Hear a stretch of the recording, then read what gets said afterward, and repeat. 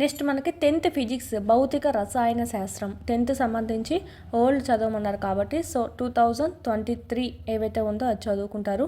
ఇక్కడ మీకు ఎస్జిటికి సంబంధించి ఓన్లీ లింక్ చదివితే సరిపోతుంది. ఎస్ఏ అయితే మొత్తం చదవాలి.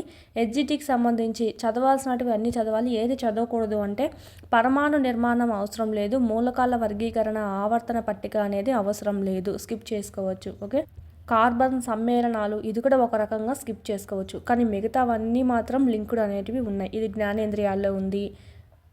కాంతికి సంబంధించి 2 మాత్రం చదవాలి. ఉష్ణం సంబంధించి ఇది కూడా మెన్షన్ చేశారు నేమ్స్ అన్ని. ఇవన్నీ విద్యుత్ ప్రవాహము, విద్యుత్ అయస్కాంతము ఇవన్నీ మనకు కంపల్సరీ మెన్షన్ చేశారు నేమ్స్. సో 6th 7th ఇంకా స్కిప్ చేయాలనుకుంటే 12th కూడా స్కిప్ చేసుకోవచ్చు. సో ఈ 9 లెసన్స్ మాత్రం కంపల్సరీ చదువుకోవాలి. ఫస్ట్ లెసన్ చూద్దాము, ఉష్ణం. ఓకే, ఇది మనకు ఓల్డ్ కాబట్టి ఓన్లీ తెలుగు మీడియంలోనే ఉంటుంది.